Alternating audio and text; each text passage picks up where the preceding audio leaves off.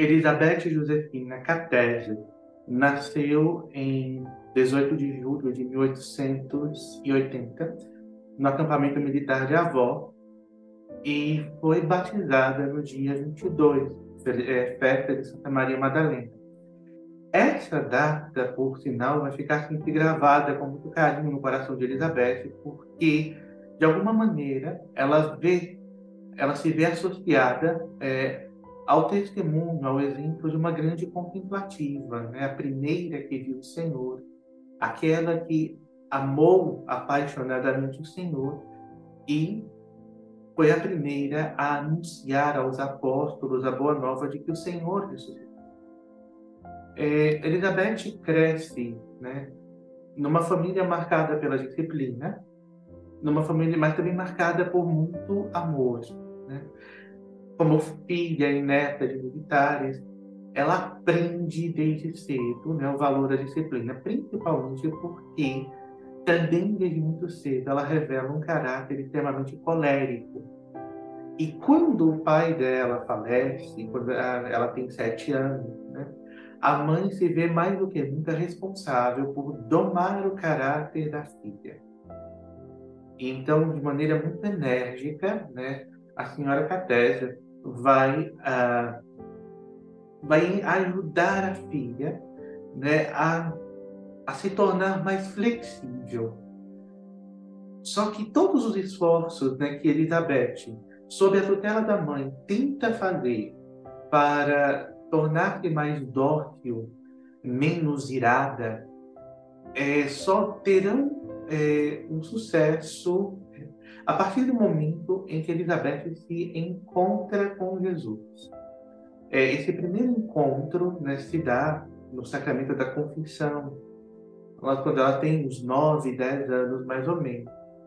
E as pessoas começam a perceber que logo depois da primeira confissão, a personalidade forte de Elizabeth, né, ela começa a se tornar mais suave sob a ação da graça. Esse trabalho interno que Deus realiza em Elizabeth, conduzindo-a da irascibilidade à, à flexibilidade, à suavidade, né, vai continuar à medida que Elizabeth aprofunda a sua relação com o Senhor por meio da oração. Desde muito cedo, Elizabeth ela experimenta de maneira profunda a presença de Deus dentro dela. E essa experiência vai fazendo com que a irada Elizabeth vá se tornando cada vez mais aberta à graça de Deus. No primeiro momento, Elizabeth, na Eucaristia, ela experimenta o chamado de Deus, Deus que a chama a ser esposa de Cristo. E então, livremente, de maneira muito espontânea, Elizabeth formula um voto de castidade. Mais na frente, Elizabeth, também no contexto da Eucaristia, numa ação de graça após a comunhão, ela ouve dentro de si uma palavra Carmelo. Então, o primeiro desejo, né, do desejo de consagrar-se ao Senhor, agora tem uma indicação bastante precisa. Esse desejo de consagração se realiza nesse lugar chamado Carmelo. E, por sinal, fica muito perto da sua casa. Do balcão da sua casa, ela contempla parte do mosteiro das Carmelitas de Dijon, né, para onde a família tinha se mudado assim que o pai se aposentou, né, do serviço militar. E ela participa de alguma forma da vida das Carmelitas, né, acompanhando o toque do sino, participando das missas no mosteiro. E quando ela é jovem, uma jovem moça, uma pianista premiada com talento reconhecido, ela manifesta à mãe o desejo, né, de ser monja no Carmelo de Dijon. A primeira reação da mãe é extremamente negativa. Elizabeth é proibida, né, de frequentar o Carmelo, de ter contato com as irmãs. É o que custou muito para ela. né? A mãe fez isso com a esperança, né, de que a filha desistisse, né? E só que Elizabeth, ela mesmo não podendo viver, né, assim, a proximidade com o Carmelo, ela não decide, ela não espera, aliás, ela decide não esperar entrar no Carmelo para começar a ser carmelita. Então, ela continua vivendo como uma jovem normal da sua época, fazendo muitas viagens com a família, né? Elizabeth conheceu grande parte do sul da França, conheceu a Suíça, né? Era uma pessoa de muitas relações, alguém muito afável, alguém com quem os outros gostavam de estar, que frequentava as festas da sua época. Embora ela não gostasse, ela fazia isso para agradar a mãe. E nessas festas, inclusive, ela era convidada a demonstrar o seu talento como pianista. Ela era como que um polo de atração das outras pessoas. Onde Elizabeth entrava, todo mundo já queria estar perto dela, porque, né, assim, ela era uma pessoa extremamente amistosa, uma pessoa extremamente agradável de conviver, agradável de tratar. Por fora, Elizabeth era como todas, né, uma jovem totalmente normal, absolutamente comum. Por dentro, porém, algumas pessoas mais próximas conseguiam perceber, né, que havia em Elizabeth uma profundidade, havia em Elizabeth alguma coisa assim que escapava, né, ao olhar, escapava ao olhar superficial da maioria das pessoas. Era preciso ter um olhar atento para perceber naquela jovem um recolhimento profundo, uma intimidade profunda com Deus, alguém que vivia a partir de dentro. Tanto que os historiadores, os biógrafos contam, né, assim, que um dia Elizabeth estava numa festa, né, e alguém olhou para ela e disse: Elizabeth, você não está aqui. Ela não estava fazendo nada demais. Mas essa pessoa que era mais próxima de Elizabeth conseguiu intuir que, mesmo estando cercada de tanta gente, mesmo estando ali presente no meio da festa, no meio do barulho da festa, tocando, dançando, mas o mais profundo de Elizabeth estava em outro lugar, né? Então, alguns que a conheceram falam da profundidade do olhar de Elizabeth, né? Outros falam da sua atitude extremamente recolhida, né? Quando ela estava na igreja em oração, durante a missa, né? Havia nela uma graça de interioridade muito profunda. Elizabeth, desde jovem, foi alguém que se deixou cativar pelo Cristo. Ela olhou para o Cristo, ela se apaixonou por ele, ela se entregou a ele e não voltou atrás nessa sua entrega. Né? Tanto que, mesmo que fosse possível que Elizabeth não pudesse realizar o sonho de um dia entrar no Carmelo, ela já estava decidida, né, que acontecesse o que acontecesse, ela seria somente de Jesus, fosse como monja, fosse como uma leiga do mundo. Então, Elizabeth, ela é, antes de tudo, testemunho de uma santidade laical, porque dos seus 26 anos de vida, 21 deles foram vividos como uma jovem leiga, que, como já falamos, né, viveu as realidades seculares como um cristão autêntico deve viver, né, com toda a plenitude, com toda a alegria, né, com todo o jeito cristão de viver essas coisas.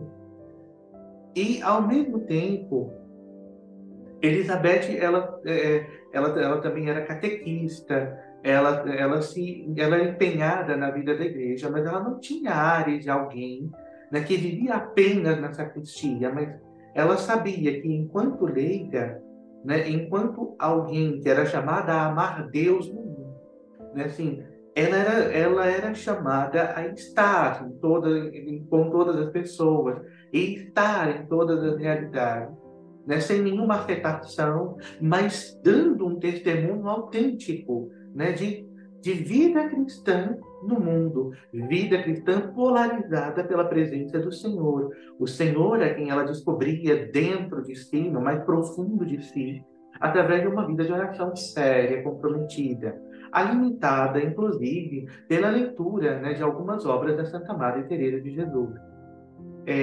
Então, Elizabeth só consegue a autorização da mãe para entrar no Carmelo aos 21 anos, a idade da maioridade naquela época. E ela o faz com muita alegria no dia 2 de agosto de 1901. Vive de maneira bastante serena, né, os primeiros passos no Carmelo. Vive o noviciado como um tempo de noite escura, né, no qual a presença do Senhor, ou o sentimento da presença do Senhor, até então muito forte para ela, essa graça de sentir de maneira suave, de maneira agradável, a presença do Senhor é tirada dela, mas é nesse momento em que Deus tira o sentimento da presença que Elizabeth se determina a permanecer na presença, mesmo sem sentir essa presença, mesmo sem experimentar o consolo dessa presença. E é assim, na pura fé, que Elizabeth faz os seus votos em 1903. E entre 1903 e 1906, ela vive com fidelidade a sua vida de monja, né? Assim, uma monja cujas características assim, não a colocaram em postos de destaque na comunidade, mas que fizeram com que ela passasse pela vida da comunidade como um testemunho de paz, como alguém que, na sua simplicidade, né, no seu jeito simples e recolhido de ser, tornava Deus presente e visível para as suas irmãs. Não é à toa que Elizabeth vai dizer que todos os acontecimentos da nossa vida, todos os pequenos detalhes da nossa vida são sacramentos que nos dão Deus. Porque foi assim que ela os viveu, enxergando em todos os pequenos detalhes, enxergando em todos os pequenos acontecimentos, manifestações, sinais da presença do Senhor. Elizabeth, então, ela falece no dia 30 de novembro, aliás, no dia 7 de novembro, né, de 1906. Posteriormente, a sua memória litúrgica será transferida para o dia 8, por causa da memória, da dedicação de uma basílica romana no dia 7, né, que nós comemoramos até hoje. Né? Mas Elizabeth, ela parte, né, dizendo, essas foram suas últimas palavras, registradas por aquelas que a cercaram: eu vou para a luz, o amor, a vida. Elizabeth deixa, com sua morte, um testemunho, né? Ela, diferente de Santa Teresinha, ela não escreveu nenhuma autobiografia, porém, a madre priora da época, né, escreve a história de Elizabeth, né? E essa história, divulgada entre os mosteiros, divulgada entre aqueles que conheceram Elizabeth, também se espalha, se multiplica, né? Assim, como o meio do qual Deus se serviu para chamar muitas pessoas a fazer a experiência da intimidade com Deus Trindade. Esse, aliás, é um dos grandes méritos de Elizabeth. Por meio da sua experiência, do testemunho da sua experiência, do transbordamento da sua experiência em todos os escritos que Elizabeth deixou, diário, cartas, poesias, tratados espirituais, né? Notas avulsas, né, que Elizabeth escreveu. Por meio de tudo isso, se experimenta, se sente que Elizabeth, após a sua morte, continua cumprindo a missão que um dia ela disse que seria a sua. A sua missão, diz ela numa das suas cartas, será a de atrair as almas para dentro de si mesmas, fazendo com que elas mergulhem na Trindade e, mergulhando na Trindade, possam unir-se ao Deus Trino, tornando o Deus Trino presente presente a todos os cristãos. Isso, isso é talvez o maior contributo de Elizabeth, tornar a Trindade Santíssima, o Deus cristão, próximo dos cristãos. Nós, na nossa fé, somos extremamente cristológicos, ou muitas vezes pneumatológicos, assim, voltados para o Espírito Santo, né? Assim, o Cristo está sempre no centro de tudo, da liturgia, da pregação, tudo isso. O Espírito Santo também, depois do concílio, né, ele voltou a se fazer presente na nossa vida de fé. O Pai ainda continua um pouco relegado, né, ao esquecimento, ao distanciamento. Mas Elizabeth viveu nos três, como ela chama, né? E e é esse o seu testemunho, é esse o seu desejo, atrair todas as almas, todas as pessoas, a fazer a experiência do amor de Deus, o amor trinitário de Deus, né? E ela o faz, entre tantos escritos, através de um deles que nós chamamos o Céu na Fé. O Céu na Fé é um retiro que Elizabeth escreve assim, é um retiro, né, que ela vive ao longo de 10 dias, né, onde ela transmite, onde ela escreve sua experiência, e descreve essa experiência com uma finalidade bastante específica. Ela deixa esse escrito como herança para sua única irmã, a Margarida, carinhosamente chamada de Gita, né? Gita é uma mãe de família que vai ter, assim, mais de 9 filhos, né? O casal Martin teve 9 filhos, Gita vai ter mais do que isso, né? Assim, dentre esses filhos, alguns serão sacerdotes e religiosas, mas Gita é uma mãe de família, né? É uma mulher que tem marido, que tem filhos para dar conta, e é para essa mulher, uma secular, que Elizabeth escreve esse tratado, O Céu na Fé, que alguns também chamam de Como Encontrar o Céu na Terra.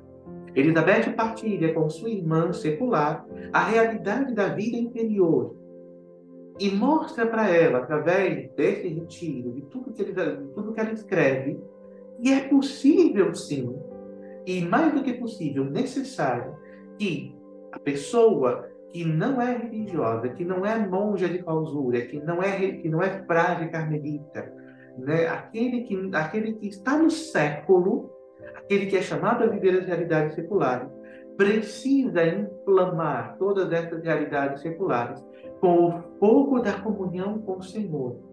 Precisa viver todas essas realidades a partir do encontro íntimo com o Senhor, a partir dessa relação profunda, interna, né, com o Deus uno e trino. Por isso, Elizabeth começa o seu retiro, o céu na fé, ou como encontrar o céu na terra, citando aquela palavra de Jesus no Evangelho de João, que diz: Pai, eu quero que onde eu estou estejam comigo aqueles que me deste, para que eles contemplem a glória que me deste, porque me amastes antes da criação do mundo.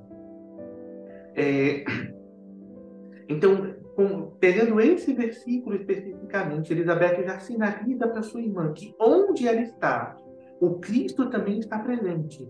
E a mesma intimidade que Cristo vive com o Pai no Espírito durante sua vida pública, durante suas jornadas apostólicas, durante o seu ministério, né, é a mesma intimidade a qual ele nos chama a viver com ele, com o Pai, através dele, na força do Espírito, né, inclusive nas realidades seculares.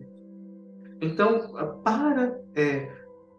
para nós religiosos, já é uma fonte preciosa esse escrito que o Espírito Santo nos legou através de Elizabeth, mostrando que também para nós é possível e absolutamente desejável, né, viver, cultivar essa comunhão com o Senhor, né, na nossa vida que muitas vezes é agitada, é corrida, em nome do Senhor, em nome das coisas do Senhor.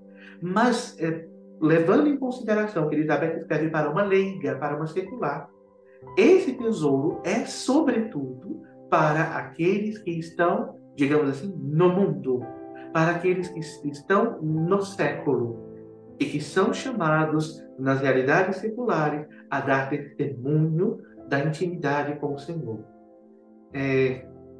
Faço votos, então, de que ao longo desses 10 dias, né, assim como Elizabeth conduziu sua irmã a perceber que é possível, que é absolutamente necessário viver essa intimidade com o Senhor, que cada um de nós que participarmos desses 10 dias, né, que a ordem secular da província de São José está nos propondo, faça também essa mesma experiência. É preciso, dizia Jacques Maritain, né, o famoso filósofo, é preciso democratizar a vida espiritual. É preciso democratizar a vida contemplativa. Ela não é uma graça reservada somente aos claustrais. Ela não é uma graça reservada somente aos religiosos e aos sacerdotes. Mas a vida contemplativa, a vida de intimidade com o Senhor, ela é um chamado para todos. Ela é uma graça e uma necessidade para todos, principalmente para aqueles que são chamados a viver as realidades de uma vida no matrimônio, no trabalho, né, nas relações de amizade, nas relações de vizinhança, de fraternidade, né? A vida contemplativa é absolutamente essencial e vital para que o nosso mundo seja transfigurado pelo dom da presença de Deus. Elizabeth, ela é testemunha disso e ela será a nossa meta, a nossa condutora ao longo desses 10 dias. Então, fica o convite. Não desanime, não diga não a esse convite, alegando sua condição secular. Ah, isso não é para mim, porque eu sou um secular. Elizabeth da Trindade é elevada demais, assim, ela fala mais para religiosa. Todas essas são grandes mentiras, né, assim, criadas assim, exatamente para nos afastar da riqueza que Deus tem a nos fazer experimentar por meio da sua serva, Elizabeth da Trindade. Então, fica o convite. Deixe-se conduzir pelo Senhor através de Elizabeth da Trindade para experimentar, né, todo o amor que o Deus unitrino tem a nos comunicar. Louvado seja nosso Senhor Jesus Cristo.